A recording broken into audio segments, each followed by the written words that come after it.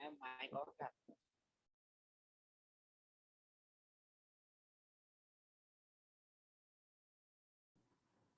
Okay okay sorry. देखो आज जो हम लोग पढ़ेंगे दैट इज हार्डी-वेनबर्ग प्रिंसिपल, ठीक है। और ये सेकंड लास्ट टॉपिक है। उसके बाद एवोल्यूशन कंप्लीट हो जाएगा। लास्ट टॉपिक एनिमल एवोल्यूशन बचेगा, यानी ह्यूमन एवोल्यूशन, और उसके बाद टॉपिक कंप्लीट हो जाएगा। तो अभी हार्डी-वेनबर्ग प्रिंसिपल के बारे में अगर बात करें तो ये एक ऐसा प्रिंसिपल है जो कि बेस्ड है ऑन पॉपुलेशन जेनेटिक्स, ठीक है। किस पे बेस्ड है? पॉपुलेशन जेनेटिक्स पर। सेकेंडली, क्वेश्चंस जो हैं कई सारे हार्डी-वेनबर्ग प्रिंसिपल से आए हुए हैं। इनसे जनरली न्यूमेरिकल्स पूछे जाते हैं,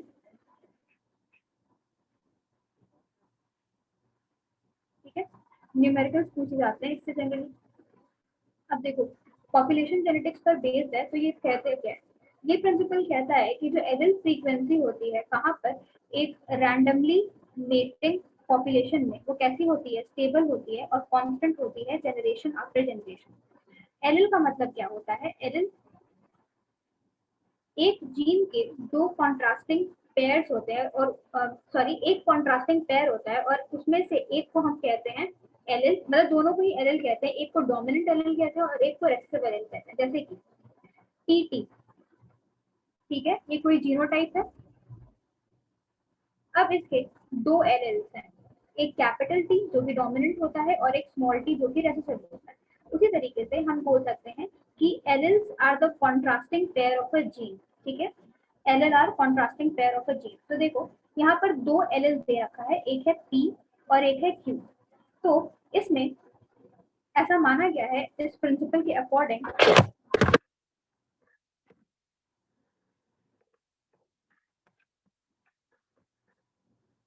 इस प्रिंसिपल के अकॉर्डिंग ये माना गया है कि जो पी एलिल है that is the dominant one.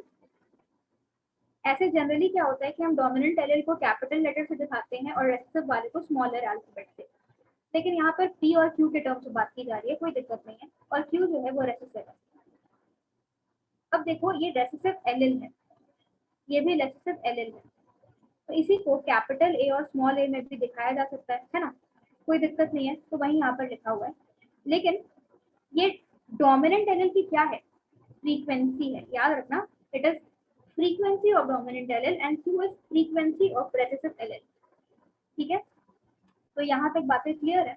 अब क्या होता है कि एक रैंडमली मेटिंग पॉपुलेशन में, जैसा मैंने अंडरलाइन कर रखा है, ये जो रेशियो है वो कांस्टेंट रहता है, यानी कि sum of frequency of dominant allele plus frequency of recessive allele is equal to 1। That is 1 का मतलब कांस्टेंट। तो जब हम इसे स्क्वायर करते हैं ऑन बोथ साइड तो हमें क्या मिलता है? हमें मिलता है p square plus 2pq plus q square is equal to 1, ठीक है। अब पी स्क्वायर का मतलब क्या होता है? तो देखो, P square is frequency of individuals with genotype capital A, ठीक है। उसी तरीके से 2pq होता है frequency of individuals with genotype small A and capital A, और क्यू स्क्वायर होता है frequency of individuals with small A.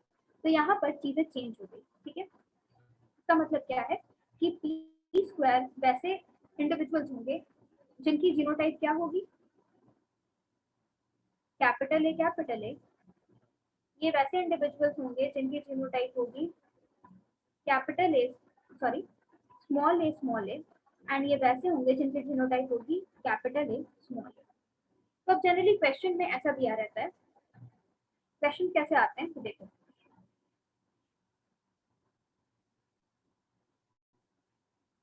Question में बोला जाता है कि frequency of dominant allele is 60% and frequency of, तो फ्रीक्वेंसी ऑफ रेसेसिव एलिल कितना होगा, ठीक है। तो फ्रीक्वेंसी ऑफ डोमिनेंट एलिल तुम्हें दिया हुआ है 60%। तो इससे 60% का मतलब क्या होता है? 0.6। और मैंने अभी बोला कि ए कैपिटल ए यानी कि frequency of dominant allele plus frequency of recessive allele is equal to 1। तो तुम इधर से निकाल सकते हो कि स्मॉल ए कितना होगा? 0.4, यानी कि इसकी फ्रीक्वेंसी होगी 0.4, इसका परसेंटेज हो जाएगा कितना, 40%। ठीक है, तो इसी तरीके से क्वेश्चन दिया जा सकता है। अब मान लो कि तुम्हें ए का फ्रीक्वेंसी पता है, दैट इज 0.6। अब तुमसे पूछा जा सकता है कि tell me the frequency of individuals with genotype capital A. तो तुम क्या करोगे, कैपिटल ए का तुम्हें क्या पूछा जा रहा है, फ्रीक्वेंसी क्या होगी जब तुम्हें कैपिटल ए की फ्रीक्वेंसी दे रखी है 0.6, तो तुम क्या करोगे, ए स्क्वायर हुआ that is 0.6 into 0.6 that is 0.36 that is 36% या प्रतिशत।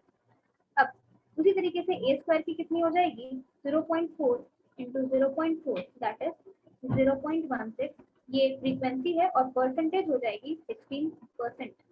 उसी तरीके से अगर तुम्हें पूछा जाए frequency of individuals with genotype capital A small A, तो कैपिटल ए स्मॉल ए पूछा जाएगा, तो तुम क्या करोगे, तुम यहाँ पर 2 ऐड करोगे, क्योंकि देखो फॉर्मूला में 2 आ रहा है। ठीक है, ऑल्दो जीनोटाइप इसका कैपिटल ए स्मॉल ए होगा, 2 कैपिटल ए स्मॉल ए नहीं होगा, लेकिन जब तुम इसे कैलकुलेट करोगे तो तुम्हें 2 ऐड करना पड़ेगा, मल्टीप्लाई करना पड़ेगा, क्योंकि फॉर्मूला में है। तो ये हो जाएगा 48%। ठीक है, तो इस तरीके से क्वेश्चंस आते हैं, तो तुम्हें बस ये ध्यान रखना है कि क्या बोला जा रहा है, फ्रीक्वेंसी ऑफ स्मॉल ए बोला जा रहा है, कैपिटल ए बोला जा रहा है, कि जीनोटाइप की फ्रीक्वेंसी दी गई है, यहीं पे तुम्हें कंफ्यूज किया जाएगा। अब यहाँ तक तो समझ में आ गया। अब देखो यहाँ पर क्या लिखा हुआ है, यहाँ पर लिखा हुआ है कि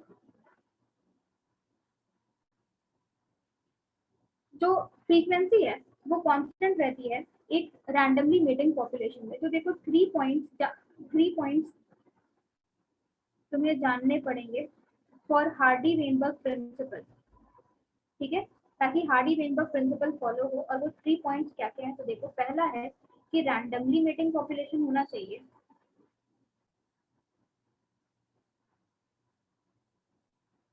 ठीक है, दूसरा पॉइंट ये है कि पॉपुलेशन साइज लार्ज होना चाहिए, स्मॉल पॉपुलेशन साइज नहीं होना चाहिए, लार्ज पॉपुलेशन साइज होना चाहिए। और तीसरा पॉइंट है पॉपुलेशन जो है it should be in equilibrium.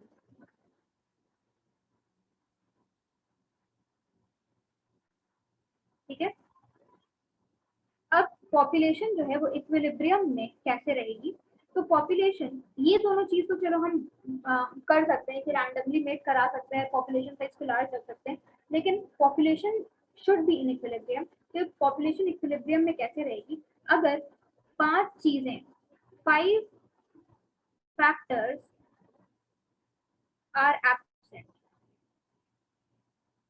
In this population. ठीक है, और वो ये 3 चीजें तो प्रेजेंट होनी चाहिए, ये 3 चीजें तो प्रेजेंट होनी चाहिए। अब जो 3 चीजें नहीं प्रेजेंट हो, 5 चीजें नहीं प्रेजेंट होनी चाहिए, वो ये देखो यहाँ पर दिया हुआ है, एनसीईआरटी में भी दिया हुआ है। पहला जीन माइग्रेशन या जीन फ्लो, दूसरा जेनेटिक ड्रिफ्ट, तीसरा म्यूटेशन, जेनेटिक रिकॉम्बिनेशन और नेचुरल सिलेक्शन। तो ये 5 चीजें अगर नहीं रहेंगी तो क्या होगा, वो जीन पॉपुलेशन, जो पॉपुलेशन है वो कैसा रहेगा, इक्विलिब्रियम में रहेगा। ठीक है, तो ये बोर्ड में भी क्वेश्चन आता है और तुम्हारे नीट में भी आ सकता है। ठीक है, तो ये था population genetics and Hardy Weinberg principle. अब हम बात करेंगे नेचुरल सिलेक्शन के बारे में। ठीक है, तो नेचुरल सिलेक्शन के बारे में देखो, नेचुरल सिलेक्शन जो है ये बहुत सारे एग्जाम्पल्स हैं नेचुरल सिलेक्शन के। सबसे पहला एग्जाम्पल जो तुम्हारे एनसीईआरटी में दिया हुआ है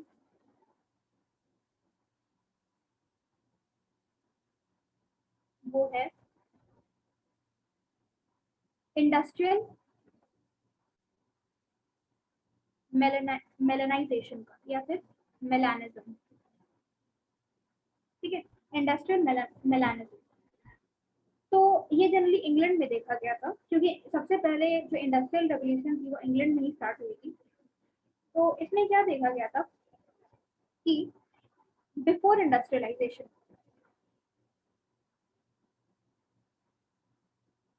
इंडस्ट्रियलाइजेशन के पहले क्या हुआ था कि एयर पोल्यूशन उतना नहीं था। एयर पोल्यूशन नहीं था तो इसकी वजह से क्या होता था कि जो बार्क ऑफ द ट्री थे, यानी कि जो छाल थे पेड़ के, उस पे वाइट मॉथ बैठे रहते थे। और जो क्योंकि पॉपुलेशन नहीं था तो इस बार्क पे लाइकेंस का भी ग्रोथ मिलता था। अब लाइकेंस का ग्रोथ क्यों मिलता था, तो यहाँ समझो। दो तरीके के मॉथ पाए जाते थे हर समय, चाहे वो बिफोर इंडस्ट्रियलाइजेशन हो, चाहे वो आफ्टर इंडस्ट्रियलाइजेशन हो। दो तरीके के मॉथ पाए जाते थे, ठीक है। ऐसा नहीं है कि बिफोर इंडस्ट्रियलाइजेशन व्हाइट मॉथ पाए जाते थे और आफ्टर इंडस्ट्रियलाइजेशन ब्राउन मॉथ पाए जाते थे, ठीक है। दोनों के दोनों मॉथ बहुत जब से पैदा हुए हैं, दोनों के दोनों मॉथ पाए जाते हैं, ठीक है। तो एक को हम बोलते थे डिस्टेंट बिटुलेरिया टिपिका और एक को बोलते थे कार्बोनेरिया। तो कार्बोनेरिया का मतलब क्या है, कार्बन। कार्बन कार्बन कैसा होता है, ब्लैक, तो इसीलिए हम इन्हें बोलते थे ब्लैक या डार्क कलर्ड पेपर्ड, ठीक है। और उसका उल्टा व्हाइट या लाइट विंग बोलते थे, ठीक है। तो बिफोर इंडस्ट्रियलाइजेशन क्या था कि यानी 1850 के पहले white wing moths were more than dark wing moths. क्यों, तो इसका रीजन यहाँ देखो। इंडस्ट्रियलाइजेशन के पहले उतना ज्यादा फैक्ट्री सेटअप नहीं था, तो एयर पोल्यूशन उतना ज्यादा नहीं था। एयर पोल्यूशन नहीं था तो हम बोल सकते हैं कि सल्फर डाइऑक्साइड की मात्रा भी एयर में कम थी। जब सल्फर डाइऑक्साइड की मात्रा कम थी या नहीं थी तो इसकी वजह से क्या था कि लाइकेंस का ग्रोथ बहुत ज्यादा होता था पेड़ की छाल पर। तो लाइकेंस जो होते हैं वो जनरली व्हाइटिश कलर के होते हैं। तो दो तरीके के मॉथ यहाँ पर पाए जाते थे पेड़ की छालों के ऊपर। एक ब्लैक मॉथ जिसे मैंने डार्क कलर से बनाया है, और एक रेड कलर से व्हाइट मॉथ, ठीक है। तो इसकी वजह से क्या होता था कि तुम ही सोचो कि एक व्हाइट बैकग्राउंड पर व्हाइट मॉथ तो नहीं दिखेंगे लेकिन ब्लैक मॉथ दिख जाएंगे। तो उनके प्रेडेटर्स क्या करते थे कि ब्लैक मॉथ दिख जाते थे तो उन्हें खा लेते थे। तो as a result of which क्या हुआ कि ब्लैक मॉथ की जो पॉपुलेशन थी वो घटने लगी। कब, बिफोर इंडस्ट्रियलाइजेशन। और व्हाइट मॉथ की पॉपुलेशन जो थी वो बढ़ने लगी, ठीक है। तो वही लिखा हुआ है before industrialization white wing moths were more than dark wing moths, ठीक है। तो इसका रीजन समझ में आ गया कि ऐसा क्यों था। अब दूसरी बात सुनो। अब यहाँ पर लिखा हुआ है कि देखो आफ्टर इंडस्ट्रियलाइजेशन क्या हुआ कि कोल का बर्निंग स्टार्ट हो गया, क्योंकि फैक्ट्री में जनरली हम कोल यूज करते थे, तो उससे SO2 गैस का प्रोडक्शन हुआ। तो इट किल्ड लाइकेंस, तो अब लाइकेंस ग्रो नहीं कर पाए। तो अब वही पेड़ की छाल तो सेम थी लेकिन अब इस पे लाइकेंस नहीं ग्रो कर पा रहे थे। तो अब क्या होता था कि ये देखो ये पूरा ब्लैक हो गया, पेड़ की छाल ब्राउनिश या ब्लैकिश कलर की होती है, अब उसमें लाइकेंस नहीं ग्रो कर पा रहे हैं। तो यहाँ पर ब्लैक मॉथ बैठे थे, ठीक है। और यहीं पर व्हाइट वाले मॉथ भी बैठे थे, ठीक है। तो अब ब्लैक वाले मॉथ तो नहीं दिखते थे लेकिन अब प्रेडेटर्स क्या करते थे कि व्हाइट वाले मॉथ को प्रेडेट कर लेते थे आसानी से, क्योंकि ब्लैक बैकग्राउंड था। तो अब आफ्टर इंडस्ट्रियलाइजेशन क्या हुआ कि ब्लैक मॉथ की संख्या फिर से बढ़ने लगी और व्हाइट मॉथ की संख्या घट गई। तो ये क्या हुआ, ये नेचुरल सिलेक्शन का एग्जांपल हुआ। क्यों, क्योंकि देखो नेचर नेचर बदला। पहले बिफोर इंडस्ट्रियलाइजेशन SO2 की मात्रा कम थी तो नेचर फेवरेबल था व्हाइट मॉथ के लिए। आफ्टर इंडस्ट्रियलाइजेशन SO2 की मात्रा ज्यादा हो गई तो अब नेचर फेवरेबल है ब्लैक मॉथ के लिए। तो इसमें क्या था कि नेचर ने हर इंटरवल पे चेंज होने से पहले किसी और इंडिविजुअल को सेलेक्ट किया और चेंज होने के बाद किसी और इंडिविजुअल को सेलेक्ट किया। तो इस वजह से हम इसे कहते हैं कि एक नेचुरल सिलेक्शन का एग्जाम्पल है। अब अगर हम लेमार्क की थ्योरी को देखें तो लेमार्क ने क्या कहा था कि अगर नीड पड़े तो क्या हो, उसके अकॉर्डिंग ये था कि क्योंकि ग्रासलैंड कम हो गए थे, जिराफ की कहानी आती है उसने कहा था ग्रासलैंड क्योंकि कम हो गए थे तो जो जिराफ थे उन्होंने अपने नेक की लेंथ इंक्रीज कर ली ताकि वो पेड़ों को खा सके। वहीं पर उल्टा डार्विन ने ये कहा था कि जो वेरिएशन है वो पहले से ही जिराफ में मौजूद थी और इस वजह से क्या हुआ कि दोनों वेराइटीज मौजूद थी, यानी कि स्मॉल भी और टॉलर वेराइटीज थी। तो जो स्मॉलर वेराइटीज थी वो तो वैनिश आउट हो गई क्योंकि वो खाना नहीं खा पाई, लेकिन जो टॉलर वेराइटीज थी वो ट्रीज पे खा सकी इसीलिए वो जिंदा रह गई। तो अकॉर्डिंग टू डार्विन क्या था कि दोनों था। अकॉर्डिंग टू लेमार्क क्या था कि जो छोटे वाले थे वो ट्रांसफॉर्म हो गए बड़े वाले में। तो लेकिन क्योंकि लेमार्क की थ्योरी गलत थी, इस वजह से हम डार्विन की थ्योरी को मानते हैं कि जो वेरिएशन है वो पहले से एक इंडिविजुअल में मौजूद होता है और जैसे ही इन्वायरमेंट चेंज होता है तो वो वेरिएशन एक्सप्रेस कर जाता है। जैसे कि ब्लैक और व्हाइट मॉथ ये इंडस्ट्रियलाइजेशन के पहले भी मौजूद थे और इंडस्ट्रियलाइजेशन के बाद भी मौजूद थे। ऐसा नहीं था कि ब्लैक वाले मॉथ जो थे वो इंडस्ट्रियलाइजेशन के पहले व्हाइट में कन्वर्ट हो गए थे और इंडस्ट्रियलाइजेशन के बाद ब्लैक में कन्वर्ट हो गए थे, ऐसा नहीं था। अगर ऐसा होता तो लेमार्क की थ्योरी सच होती, लेकिन ऐसा नहीं है। इसीलिए हम आज नेचुरल सिलेक्शन पढ़ रहे हैं और नेचुरल सिलेक्शन किसके थ्योरी के अकॉर्डिंग है? डार्विन के थ्योरी के अकॉर्डिंग है। ठीक है, अब दूसरे एग्जाम्पल पे आ जाओ। दूसरा एग्जाम्पल है ड्रग रेजिस्टेंट। अब हम जब हम इंसेक्टिसाइड या पेस्टिसाइड स्प्रे करते हैं फील्ड पर तो क्या होता है कि कुछ समय बाद वो इंसेक्टिसाइड या पेस्टिसाइड काम करना बंद कर देता है। ऐसा क्यों होता है? ठीक है, ऐसा बहुत सारे न्यूज़ तुम सुनते होंगे कि इंसेक्टिसाइड या पेस्टिसाइड के न्यू वेरिएंट्स आ रहे हैं मार्केट में। क्यों? क्योंकि पुराने वालों ने काम करना बंद कर दिया। ऐसा क्यों? तो समझो, जब हम पेस्टिसाइड स्प्रे करते हैं, ठीक है, तो होता क्या है कि ये एक फील्ड है, मान लो एक फील्ड है, यहाँ पर हर वैरायटी के पेस्ट मौजूद है। ठीक है, जो ब्लैक वाले हैं वो डोमिनेंट हैं और जो ग्रीन वाले हैं वो सेंसिटिव है। तो जब पेस्टिसाइड हमने छिड़का तो क्या हुआ? सेंसिटिव वाले तो मर जाते हैं और जो डोमिनेंट वाले हैं वो बच जाते हैं क्योंकि उनमें पहले से वेरिएशंस मौजूद है। तो एनवायरनमेंट में देखो, सेंसिटिव भी मौजूद है, डोमिनेंट भी मौजूद है। ऐसा नहीं है कि डोमिनेंट वाले जो सेंसिटिव वाले जो है वो डोमिनेंट में कन्वर्ट हो गए। ठीक है, होता क्या है कि दोनों मौजूद रहते हैं। जब हमने पेस्टिसाइड का छिड़काव किया तो सेंसिटिव वाले की डेथ हो गई। अब मान लो एक का परसेंटेज बहुत ज्यादा कम हो गया तो डोमिनेंट वाले बच गए। अब उसे बहुत ज्यादा एम्पल अमाउंट ऑफ स्पेस और फूड मिला, तो अब इनकी प्रोडक्शन जो है, पॉपुलेशन जो है वो काफी ज्यादा बढ़ गई। तो इसीलिए हम कहते हैं कि अब डोमिनेंट वालों की मात्रा ज्यादा हो गई। तो ये भी एक नेचुरल सिलेक्शन का ही एग्जाम्पल है। क्यों? क्योंकि सबसे पहले नेचर में चेंज आया। क्या नेचर में चेंज आया? कि हमने पेस्टिसाइड छिड़का तो वो नेचर में चेंज आया और नेचर ने अपने हिसाब से जो इंडिविजुअल ज्यादा फिट है, और वो फिट कौन है? डोमिनेंट वाले, उसे सेलेक्ट कर लिया और सेंसिटिव वाले को एलिमिनेट कर दिया। एलिमिनेट यानी कि उसकी डेथ हो गई। और सेलेक्ट करने का मतलब क्या होता है? Reproductive fitness. अब वो क्योंकि सेलेक्ट हो गए हैं तो वो अपने तरीके के और जीव जंतु बनाएंगे, यानी और अपने तरीके के डोमिनेंट वेरिएंट्स बनाएंगे। और ये भी एग्जाम्पल है नेचुरल सिलेक्शन का। उसी तरीके से एक और एग्जाम्पल है जब एंटी माइक्रोबियल्स हम यूज करते हैं। तो यहाँ देखो,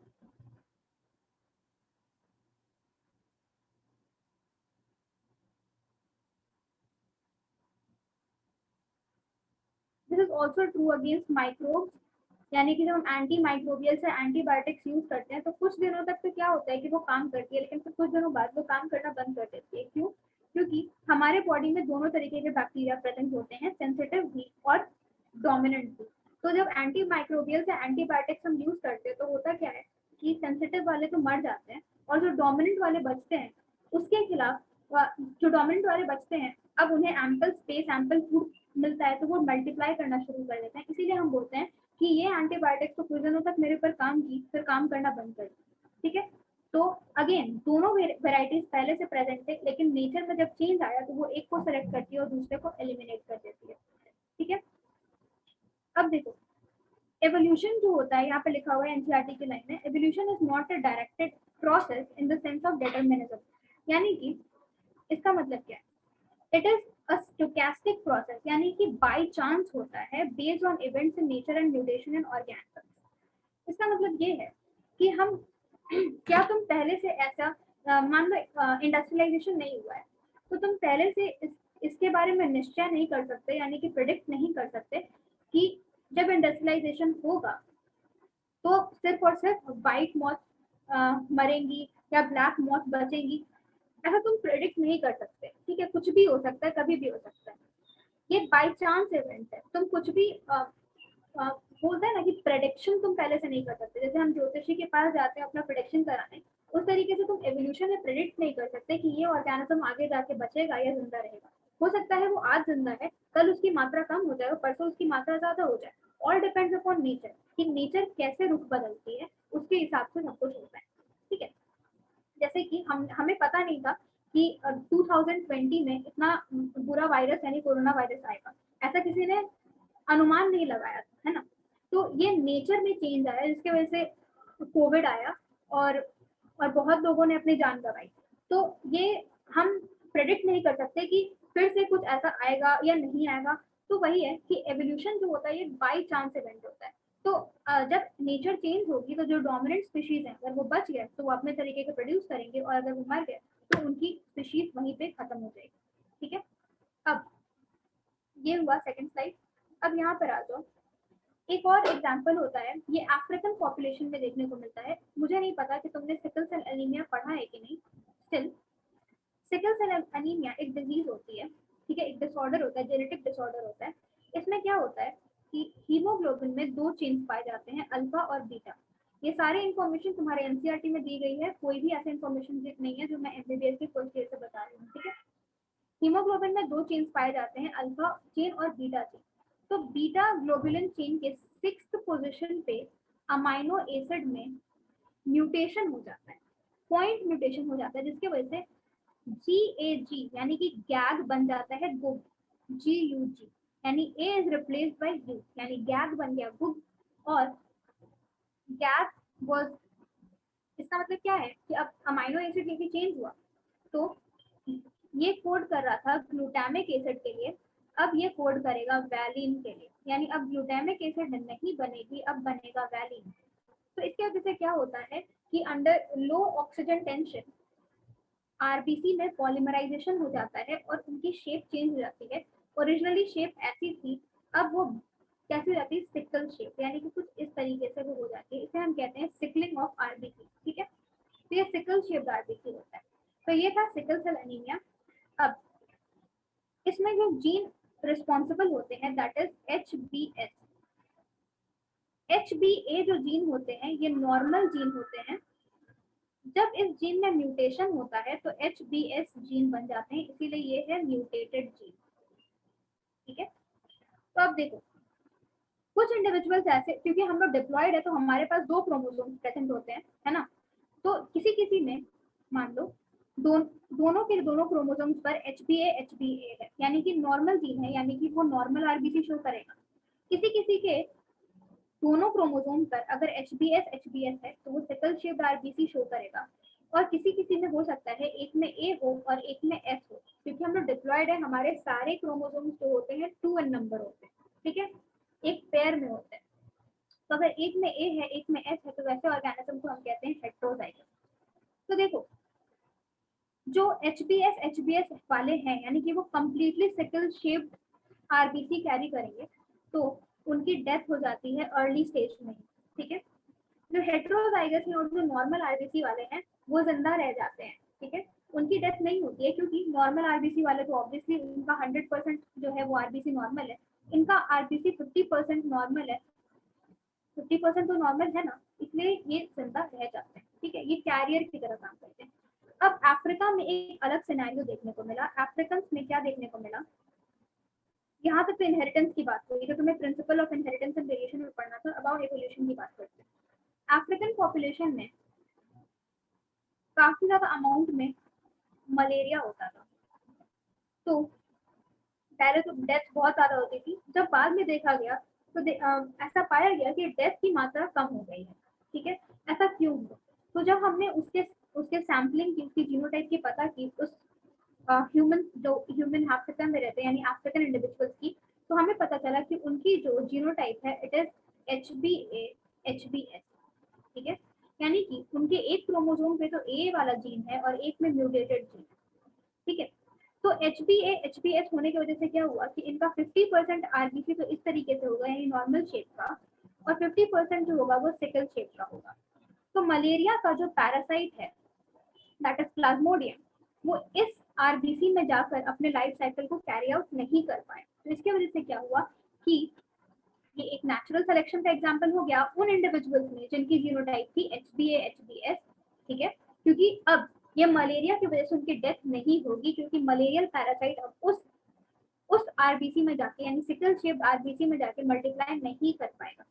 तो अब जिस इंडिविजुअल में एचबीएस जीनोटाइप था, अब क्या नेचर ने उन्हें सेलेक्ट किया? बिल्कुल सेलेक्ट किया, क्योंकि अब उनकी मलेरिया से डेथ नहीं हो रही है। तो एचबीएस जो है they got selected by nature and इसीलिए इनकी डेथ नहीं हुई। ऑन कॉन्ट्ररी, जो नॉर्मल आरबीसी के लोग थे यानी एचबीए उनकी डेथ हो गई। क्यों? क्योंकि इनके ऑल्दो 100% आरबीसी जो थे वो नॉर्मल थे, नॉर्मल होने की वजह से क्या हुआ कि मलेरियल पैरासाइट आसानी से इनके आरबीसी में मल्टीप्लाई कर गया और इनकी मलेरिया से डेथ हो गई। और जो एचबीएस वाले हैं उनकी तो डेथ इन्फेंट स्टेज में ही हो जाती है, तो इसकी तो बात ही नहीं करनी है, हमें तो नॉर्मल और कैरियर की बात करनी है। तो ये भी एक नेचुरल सिलेक्शन हुआ। क्यों? क्योंकि एक म्यूटेटेड जीन ने एक अफ्रीकन पॉपुलेशन में मलेरिया के खिलाफ एक इंसान की जान बचा ली, ऑल्दो म्यूटेशन है। ठीक है, तो ये एक नेचुरल सिलेक्शन का एग्जांपल हो गया। अब एक एक्सपेरिमेंट है जिसे जो कि एनसीईआरटी में भी मेंशन्ड है, and that is genetic basis of adaptation या नेचुरल सिलेक्शन में हमें पढ़ना है लेडरबर्ग रेप्लिका प्लेट एक्सपेरिमेंट। तो देखो इसमें होता क्या है। लेडरबर्ग रेप्लिका प्लेट एक्सपेरिमेंट में होता ये है कि लेडरबर्ग ने यानी एक साइंटिस्ट ने क्या किया कि अगार की प्लेट ली और उस पर बैक्टीरिया को ग्रो किया। ठीक है, तो जब ये बैक्टीरिया ग्रो कर गए तो उसने इसी तरीके से एक और प्लेट ली, जो इसीलिए हम उसे क्या कहते हैं, रेप्लिका प्लेट। सेम वैसी की वैसी प्लेट ली और क्या किया कि इसके ऊपर उसका इम्प्रिंट ले लिया। कैसे इम्प्रिंट लिया? ये मान लो एक खाली प्लेट थी, ये एक बैक्टीरिया वाली प्लेट थी, उसने इस तरीके से एक खाली प्लेट ली और इसे इसके ऊपर रख दिया। तो अब इसमें से कुछ बैक्टीरिया आके यहाँ पर चिपक गए, है ना, और यहाँ पर अब वो कॉलोनीज ग्रो करना शुरू कर दिए। तो क्योंकि इस प्लेट की रेप्लिका थी इसीलिए हम इसे कहते हैं रेप्लिका प्लेट। ठीक है, इसीलिए हम इसे क्या कहते हैं, रेप्लिका प्लेट कहते हैं। अब इस रेप्लिका प्लेट में उसने क्या किया कि एंटीबायोटिक पेनिसिलिन डाला। तो हमें पता है कि पेनिसिलिन जो होता है ये बैक्टीरिया के ग्रोथ को रोक देता है, अरेस्ट कर देता है। तो लेकिन उसने ये देखा कि कुछ बैक्टीरिया तो मर गए लेकिन कुछ बैक्टीरिया अभी भी जिंदा हैं। क्यों? क्योंकि ये डोमिनेंट वेराइटीज के बैक्टीरिया थे, तो सेंसिटिव बैक्टीरिया थे उनकी तो डेथ हो गई। तो अब डोमिनेंट वेराइटीज के बैक्टीरिया ने अपनी कॉलोनीज इंक्रीज कर दी। तो फिर से देखो कि एक नेचुरल सिलेक्शन है। कैसे? सेंसिटिव और डोमिनेंट दोनों के दोनों बैक्टीरिया इस प्लेट पे प्रेजेंट थे। ठीक है, यानी कि म्यूटेशन पहले से प्रेजेंट था। नेचुरल सिलेक्शन कब आया? जब हमने पेनिसिलिन डाली। तो क्या हुआ? सेंसिटिव वाले मर गए, डोमिनेंट वाले बच गए। तो ये भी डार्विन का ही एग्जांपल है, क्योंकि डार्विन ने बोला था कि दोनों एस और डी यानी सेंसिटिव और डोमिनेंट दोनों प्रेजेंट होते हैं, और जब नेचर चेंज होती है तब पता चलता है कि एस बचेंगे कि डी बचेंगे। अगर लेमार्क के अकॉर्डिंग ये थ्योरी होती तो लेमार्क कहता कि डी नहीं प्रेजेंट है, एस ही पहले प्रेजेंट था। जब पेनिसिलिन हमने डाला तो एस जो है वो डी में कन्वर्ट हो गई, यानी कि सेंसिटिव वाले डोमिनेंट में कन्वर्ट हो गए। अगर ऐसा होता तो कोई भी नहीं मरता, क्योंकि सारे के सारे सेंसिटिव तो डोमिनेंट में कन्वर्ट हो जाते, तो किसी की भी डेथ नहीं होती। लेकिन डेथ तो हुई है, तो इसलिए ये भी थ्योरी किसके अकॉर्डिंग जाती है? ये थ्योरी जाती है डार्विन के अकॉर्डिंग। ठीक है, तो ये भी नेचुरल सिलेक्शन का ही एग्जाम्पल है। अब आ जाओ आर्टिफिशियल सिलेक्शन पे। इसके बारे में बहुत कम एनसीईआरटी में दे रखा है, तो इसीलिए बहुत कम में शॉर्ट में पढ़ेंगे। देखो आर्टिफिशियल सिलेक्शन, ये जो भी अभी तक हमने सिलेक्शन देखा वो सारी तो नेचर ने की, चाहे वो मलेरिया का आना हुआ, मलेरिया का आना हुआ, चाहे जो भी तरीके के सिलेक्शन थे, इंडस्ट्रियलाइजेशन की, ये सारी टू सम एक्सटेंट नेचर की वजह से हुई। अब हमने इस सिलेक्शन का एडवांटेज लिया और हमने क्या किया कि इंटेंसिव ब्रीडिंग प्रोग्राम स्टार्ट करे थे। क्या किया? इंटेंसिव ब्रीडिंग प्रोग्राम स्टार्ट करे थे। क्यों स्टार्ट किया? क्योंकि हमें दो ऑर्गेनिज्म मिले, 1 और 2।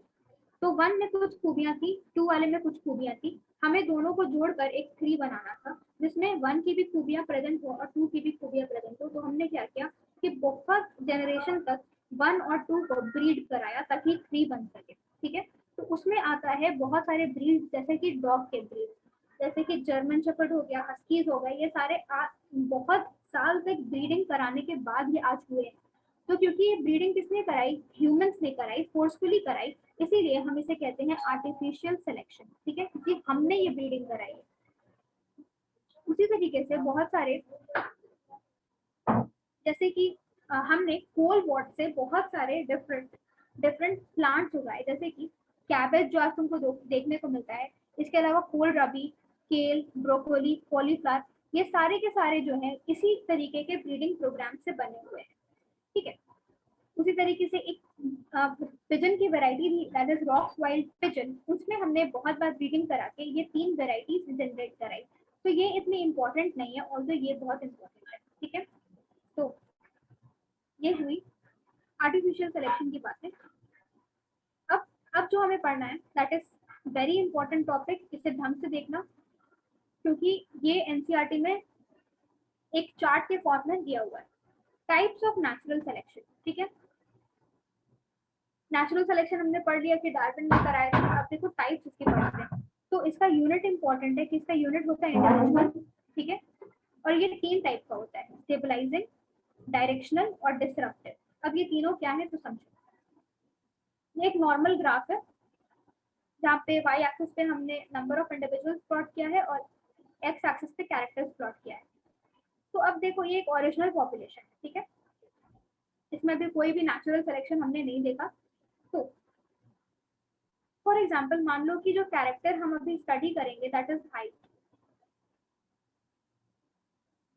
जब तुम अपने अराउंड देखते हो तो बहुत सारे तुम्हें ऐसे लोग दिखते हैं जो कि ड्वार्फ होते हैं, बहुत सारे बहुत टॉल होते हैं, और कुछ जो होते हैं मीन हाइट के होते हैं, यानी कि ना ही ज्यादा लंबे ना ही ज्यादा छोटे। ठीक है, तो ड्वार्फ हो गया या टॉलनेस हो गई, यानी कि कुछ लोग जो 6 फीट के होते हैं, कुछ लोग होते हैं 3 फीट के। ठीक है, तो ये दोनों कैरेक्टर्स जो हैं ये एक्सट्रीम, या एक बहुत कम हो गई और एक बहुत ज्यादा हो गई, तो इसे हम एक्सट्रीम एंड पे प्लॉट करते हैं। ये मान लो ये इंडिविजुअल्स हो गए ड्वार्फ और ये हो गए टॉल। मैक्सिमम इंडिविजुअल्स होते हैं हमें मीन हाइट के देखने को मिलते हैं, यानी कि मान लो 5 फीट से 5.7 5.8 फीट के, है ना। ये नॉर्मल हमें इंडिया में तो यही देखने को मिलता है। तो वो सबसे ज्यादा इंडिविजुअल्स इस इधर फॉल करते हैं, एंड दैट इज द। अब देखो क्या है कि ये ओरिजिनल पॉपुलेशन है। अब मान लो इसमें एक नेचुरल सिलेक्शन आया। नेचुरल सिलेक्शन कैसे आता है, कुछ नेचुरल सिलेक्शन आया यानी कि इन्वायरमेंट ने चेंजेस लाए, जिसकी वजह से क्या हुआ कि जो मेन कैरेक्टर वाले लोग थे वो सेलेक्ट हो गए। वो सेलेक्ट हो गए यानी कि अब नेचर ने उन्हें सेलेक्ट कर लिया, यानी कि अब वो रिप्रोड्यूस करेंगे और उनकी जो पॉपुलेशन है वो ज्यादा होगी। और ये जो ड्वार्फ या फिर टॉल लोग थे ये नेचर से धीरे धीरे एलिमिनेट हो जाएंगे, क्योंकि नेचर ने इन्हें सेलेक्ट नहीं किया। ठीक है, अभी ऐसा मानो। ठीक है, इसका एग्जाम्पल मैं बताऊंगी। तो इसकी वजह से क्या होगा तुम ही सोचो, अगर मीन कैरेक्टर वाले काफी ज्यादा हो जाएंगे तो ग्राफ कुछ इस तरीके से ऊपर की तरफ उठती हुई दिखेगी, है ना। और धीरे धीरे ये जो एक्सट्रीम एंड्स है वो धीरे धीरे कम होते होते पूरा एलिमिनेट हो जाएगा। ठीक है, तो peak gets higher and narrower. Peak कैसा हो जाएगा, हायर एंड नैरोअर। अभी तक कैसा था, ब्लंट था। पहले वाले ग्राफ में इट वाज ब्लंट, अभी कैसा हो गया है, नैरोअर एंड हायर। तो क्योंकि इसमें क्या हो रहा है कि सिर्फ और सिर्फ मेन कैरेक्टर्स वाले जो है वो सेलेक्ट हो रहे हैं, तो इस तरीके के सिलेक्शन को हम कहते हैं, इस तरीके के सिलेक्शन को हम कहते हैं stabilising selection.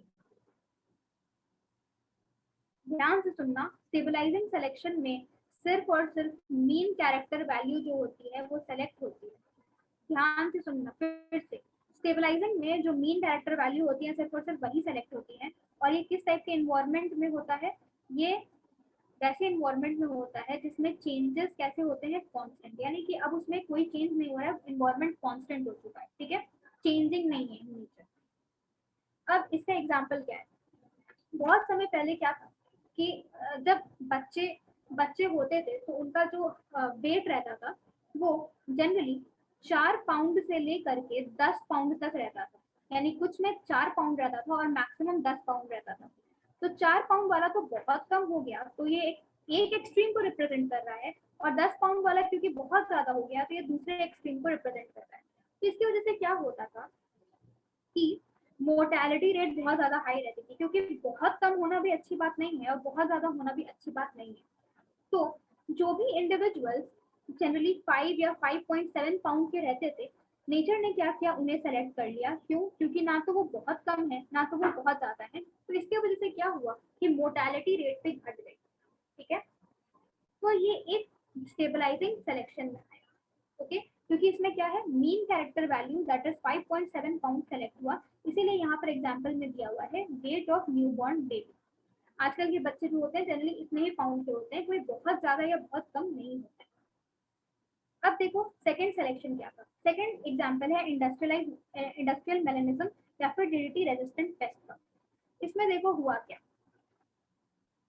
DDT resistant paste या इंडस्ट्रियल मेलानिज्म में तुमने क्या देखा, तुमने देखा कि दो वैरायटीज थी, एक था व्हाइट और एक था ब्लैक। आफ्टर इंडस्ट्रियलाइजेशन क्या हुआ कि ब्लैक वाले जो थे ये बच गए और व्हाइट वाले जो थे इनकी डेथ हो गई। तो इनिशियली क्या होता था कि मान लो दोनों इक्वल इक्वल नंबर में थे, व्हाइट और ब्लैक दोनों इक्वल नंबर में थे। आफ्टर इंडस्ट्रियलाइजेशन क्या होता है कि हमें ये देखने को मिलता है कि जो व्हाइट वाले हैं वो बहुत ज्यादा कम हो गए हैं और जो ब्लैक वाले हैं उनकी प्रोडक्शन बहुत ज्यादा बढ़ चुकी है। तो जो ग्राफ है, ये एक्चुअली मुझे इधर बनाना चाहिए, रुको।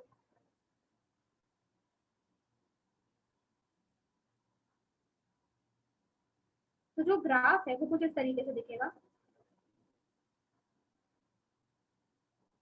शिफ्टिंग दिखेगी। ये पहले ये जो मेन एक्सेस था ये बीच में था, अब क्योंकि ब्लैक वाले ज्यादा हो गए तो अब इस एक्सेस की शिफ्टिंग दिखेगी टुवर्ड्स द पॉपुलेशन जो अब ज्यादा है। ठीक है, ये आफ्टर इंडस्ट्रियलाइजेशन की बात है, तो उनकी पॉपुलेशन ज्यादा दिखेगी, जो सॉरी ब्लैक की पॉपुलेशन ज्यादा दिखेगी। इस वजह से ये जो लाइन था जो कि बीच में था अब वो ब्लैक की तरफ शिफ्ट करेगा। तो अब अगर तुम एनसीईआरटी के डायग्राम को खोल के देखोगे तो ये कुछ इस तरीके से दिखेगा।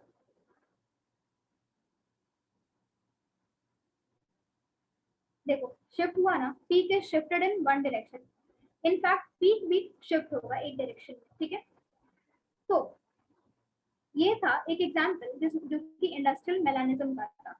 तो इसमें तुम्हें क्या याद रखना है कि क्योंकि ये एक डायरेक्शन को फॉलो कर रहा है इसीलिए ये डायरेक्शनल होता है, और इसमें सिर्फ और सिर्फ एक वेराइटी ही सेलेक्ट होती है, मीन वेराइटी सेलेक्ट नहीं होती, सिर्फ और सिर्फ एक एक्सट्रीम वेराइटी सेलेक्ट होती है। ठीक है, सेकेंडली ये कैसे इन्वायरमेंट में होता है, तो ये जनरली चेंजिंग इन्वायरमेंट में होता है। अब थर्ड है डिसरप्टिव। मान लो कि जो इन्वायरमेंट है उसमें चेंज आया और दो एक्सट्रीम वेराइटी सेलेक्ट हो गई, यानी कि फॉर एग्जांपल इसमें क्या दिया हुआ है, कलर शेल इन लिम्स या फिर मोलस्क। देखो होता क्या था कि जो शेल्ड एनिमल्स यानी कि जो मोलस्क थे उनमें तीन कलर में वो पाए जाते थे, एक तो था डार्क, एक इंटरमीडिएट और एक लाइट। हुआ क्या नेचर में कि जो इंटरमीडिएट वाले थे वो जनरली वो वैनिश आउट हो गए, तो अब बचे क्या, दो एक्सट्रीम वेराइटीज, एक बहुत ज्यादा लाइट और एक बहुत ज्यादा डार्क। तो अब इनकी पॉपुलेशन बढ़ना शुरू हो गई और देखो इंटरमीडिएट वाले जो थे इनकी पॉपुलेशन कम होने लगी, कम हो रही है ना, और इनकी पॉपुलेशन बढ़ गई। तो तुम्हें दो पीक्स देखने को मिलेंगे। जब भी तुम्हें दो पीक्स देखने को मिले तो समझ जाना कि एक डिसरप्टिव है, और डिसरप्टिव कैसे इन्वायरमेंट में होता है, चेंजिंग इन्वायरमेंट में होता है। और इसमें कौन से कैरेक्टर सेलेक्ट होते हैं, तो दो एक्सट्रीम एंड्स के कैरेक्टर सेलेक्ट किए जाते हैं। ठीक है, तो पहले वाले में क्या था, मीन वाला सेलेक्ट हो रहा था और कांस्टेंट इन्वायरमेंट में था। दूसरे वाले में क्या था कि एक एक्सट्रीम सेलेक्ट हो रहा था और तीसरे वाले में दोनों एक्सट्रीम सेलेक्ट हो रहे हैं। ठीक है, तो ये है टाइप ऑफ नेचुरल सिलेक्शन के बारे में। अब लास्ट टॉपिक आज का जो हमें पढ़ना है दैट इज स्पेशिएशन। स्पेशिएशन का मतलब क्या होता है, इसका मतलब होता है फॉर्मेशन ऑफ न्यू स्पीशीज। तो ये दो डिफरेंट टाइप्स में हो सकती है, एक है डाइवर्जेंट और एक है ट्रांसफॉर्मेशन स्पेसिएशन, दोनों का मतलब क्या है इस स्लाइड में समझो। देखो डाइवर्जेंट स्पेसिएशन का मतलब ये होता है कि एक एंसेस्टर है, एंसेस्टर से दो डिफरेंट स्पीशीज का प्रोडक्शन हुआ, बी और सी, दो डिफरेंट स्पीशीज का प्रोडक्शन हुआ, और हम ऐसा बोल सकते हैं कि दो डिफरेंट स्पीशीज का प्रोडक्शन तो हुआ, तुम अगर देखोगे तो एक ही एंसेस्टर से हो रहा है ये प्रोडक्शन, तो वैसे को हम बोलते हैं, या वैसे स्पेसिएशन को हम बोलते हैं डाइवर्जेंट।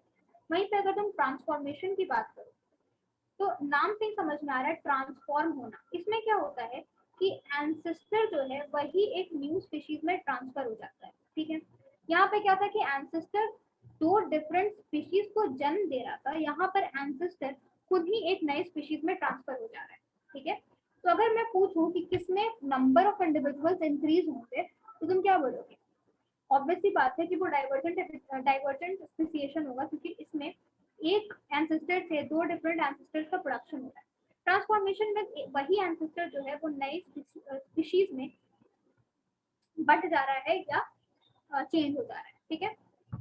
तो अब देखो, अब अगर हम बात करें डाइवर्जेंट की, तो ये दो तरीके के होते हैं, एक एलोपैट्रिक स्पेसिएशन और एक सिम्पैट्रिक स्पेसिएशन, ठीक है।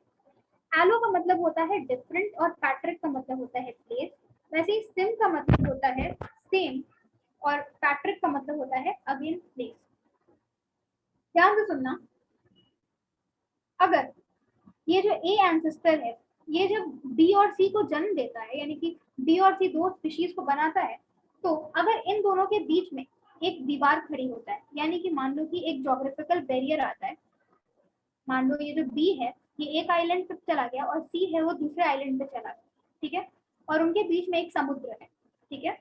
तो बी वाले क्या करेंगे, और ज्यादा बी बी बी बी प्रोड्यूस करेंगे इस आइलैंड पर, और सी वाले क्या करेंगे, और ज्यादा सी सी सी सी वाले प्रोड्यूस करेंगे दूसरे आइलैंड पर, ठीक है। और दोनों के बीच में एक बहुत गहरा समुद्र है, तो कभी भी बी वाले जो है वो सी में नहीं जा पाएंगे और सी वाले बी में नहीं आ पाएंगे। तो क्या होगा कि जब बी वाले की प्रोडक्शन बढ़ेगी तो ये खुद में ही रिप्रोड्यूस करेंगे और सी वाले भी खुद में ही रिप्रोड्यूस करेंगे, तो इसकी वजह से क्या होगा कि रिप्रोडक्टिव आइसोलेशन आ जाएगा, ठीक है। क्योंकि ना तो बी वाले ने सी को देखा ना सी वाले ने बी को देखा, ठीक है, ना रिप्रोडक्शन हुआ दोनों के बीच में, तो दोनों आइसोलेट हो गए। और जब इस तरीके का फिनोमेना बहुत सालों तक चलता रहेगा तो हम बोलेंगे कि बी और सी जो है वो एक न्यू स्पीशीज का फॉर्मेशन कर चुके हैं।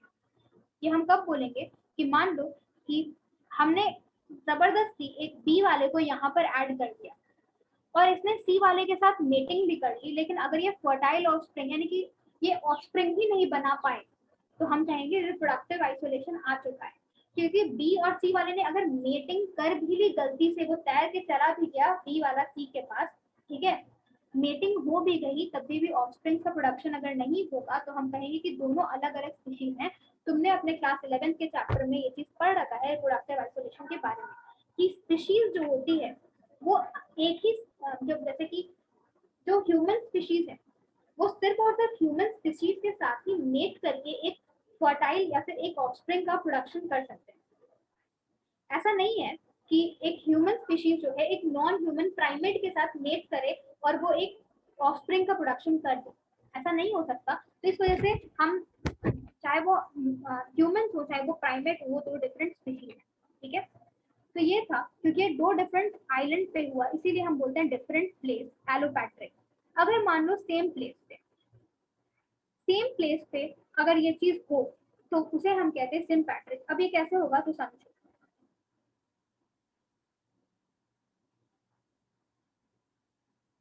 मान लो सेम प्लेस पे एक प्लांट है, ठीक है, ये एक एरिया है जिसमें कि प्लांट ए मौजूद है। अब प्लांट ए जो है अपने तरीके के ऑफस्प्रिंग ए प्रोड्यूस कर रहा था, मान लो अचानक से म्यूटेशन हुआ, ये 2n है, ठीक है, ये भी 2n है, ये भी 2n है, सब 2n। अचानक से म्यूटेशन हुआ और पॉलीप्लॉइडी देखने को मिली। क्या देखने को मिली? पॉलीप्लॉइडी, यानी कि अब इस 2n से कुछ इंडिविजुअल्स जो है वो 3n के भी बन गए। तो ये 3n वाले न्यू स्पीशीज हो गए ना, क्योंकि अब ये डिफरेंट हो गए, तो इसे हम दे देते हैं बी नाम। तो अब बी वाले अपने तरीके के बी बी बी बी बी बी बनाएंगे, लेकिन कभी भी ये बी वाले जो है ये ए के साथ फर्टिलाइज नहीं कर पाएंगे, ना ही ये ए वाले बी वाले के साथ फर्टिलाइज कर पाएंगे। ठीक है, तो ये एक ही स्पेस में हुआ कि म्यूटेशन की वजह से पॉलीप्लॉइडी हुई और एक 2n से 3n ऑफस्प्रिंग बन गया। तो ये सेम प्लेस पे हो रहा है, इसीलिए हम इसे क्या कहते हैं, सिम यानी कि सेम पैट्रिक यानी कि प्लेस। ठीक है, तो सिम पैट्रिक आइसोलेशन या स्पेसिएशन। अब ये हुआ डाइवर्जेंट के बारे में। अब आ जाओ ट्रांसफॉर्मेशन स्पेसिएशन। इसमें क्या था कि मैंने बोला कि एक इधर का एक एंसेस्टर से दो डिफरेंट एंसेस्टर का फॉर्मेशन हो रहा था। जैसे तुमने प्लांट में भी देखा कि एक एंसेस्टर से दो डिफरेंट एंसेस्टर का फॉर्मेशन हो रहा था, कुछ तो 2n के बन रहे थे और कुछ 3n के भी गलती से बन गए। लेकिन यहाँ पे क्या होता है कि वही एंसेस्टर जो है वो बहुत साल इवॉल्व करने के बाद एक न्यू स्पीशीज का फॉर्मेशन कर देता है। जैसे कि अब फर्दर ये डिवाइडेड होता है दो टाइप में। जो ट्रांसफॉर्मेशन स्पेसिएशन है वो दो टाइप में डिवाइडेड होता है। वो दो टाइप है, फाइलेटिक स्पेसिएशन और क्वांटम स्पेसिएशन। तो इसका मतलब क्या है, बहुत सिंपल सा मतलब है, समझो। जब ग्रेजुअल चेंजेस होती है, ठीक है, जैसे कि हॉर्सेस में मैंने बताया था, हॉर्स के एवोल्यूशन में ग्रेजुअल चेंजेस आई थी। ठीक है, सबसे पहले क्या बना था, एक सेकेंड, सबसे पहले बना था इयोहिप्पस, फिर मीजोहिप्पस, फिर मेरीहिप्पस, फाइलोहिप्पस और फिर एक original word that is equals बना था। ऐसा नहीं कि इयोहिप्पस से डायरेक्टली इक्वस का फॉर्मेशन हुआ था, ऐसा नहीं था। हम मतलब एवोल्यूशन तो हुआ, लेकिन पहले ए बना, फिर बी बना, उससे सी बना, उससे डी बना, उससे ई बना। तो इस तरीके से एवोल्यूशन अगर होता है तो हम इसे क्या बोलते हैं, ग्रेजुअल चेंज की वजह से एवोल्यूशन हो रहा है, तो उसे हम कहते हैं फाइलेटिक स्पेसिएशन। वहीं पे क्वांटम स्पेसिएशन की अगर हम बात करें तो सडनली होता है ये चीज, अचानक से। अगर एक ऑर्गेनिज्म बी में यानी न्यू स्पीशीज में ट्रांसफॉर्म हो जाए और उसके बीच में कोई भी कनेक्टिंग लिंक ना आए, जैसे कि इसमें कनेक्टिंग लिंक्स क्या क्या है, मीजोहिप्पस, मेरीहिप्पस, फाइलोहिप्पस, लेकिन अगर इनके बीच में कनेक्टिंग लिंक्स ना आए तो वैसे एवोल्यूशन को हम बोलते हैं कि अचानक से हुआ है और इसमें कोई कनेक्टिंग लिंक नहीं प्रेजेंट है, और वैसे एवोल्यूशन को हम कहते हैं क्वांटम स्पेसिएशन। ठीक है, तो ये आज हमें पढ़ना था। अगर इसमें आज के टॉपिक में कोई डाउट है तो पूछ लो। ठीक है, आज का टॉपिक पूरे एवोल्यूशन में सबसे ज्यादा इंपॉर्टेंट था। और नेक्स्ट जो इम्पोर्टेंट टॉपिक है दैट इज ह्यूमन एवोल्यूशन, जो कि नेक्स्ट टॉपिक में हम पढ़ेंगे, यानी नेक्स्ट लेक्चर में हम पढ़ेंगे और एवोल्यूशन कंप्लीटली खत्म हो जाएगा। ह्यूमन एवोल्यूशन से हर साल 1 से 2 क्वेश्चंस आते हैं। ठीक है, और अगर तुम पूरे में सम अप करो, ह्यूमन एवोल्यूशन से 1 से 2 क्वेश्चन आते हैं, बहुत सिंपल सिंपल आते हैं, बस तुम्हें इंफॉर्मेशन रिटेन करनी है। और अगर ह्यूमन एवोल्यूशन से नहीं आएगा तो हार्डी वेनबर्ग इक्विलिब्रियम से आएगा और डार्विनियन कॉन्सेप्ट से आएगा। ठीक है, तो तुम्हें कोई क्वेश्चन है तो पूछो।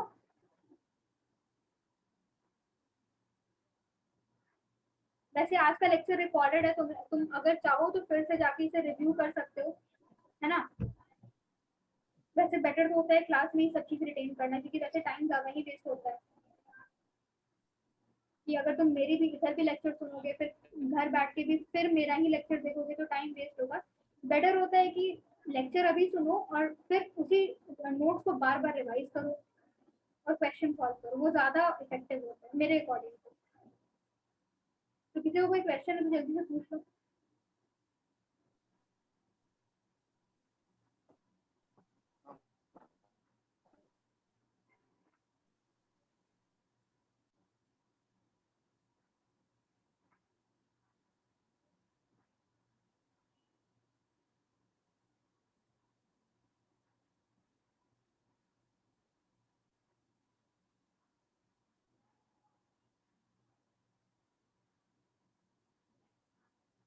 किसी को कोई क्वेश्चन नहीं है क्या?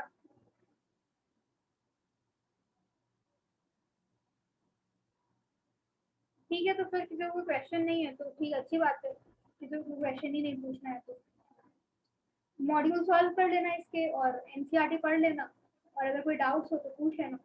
ठीक है, तो जिसको कोई डाउट्स नहीं है वो लीव कर दो ग्रुप। Thank you ma'am.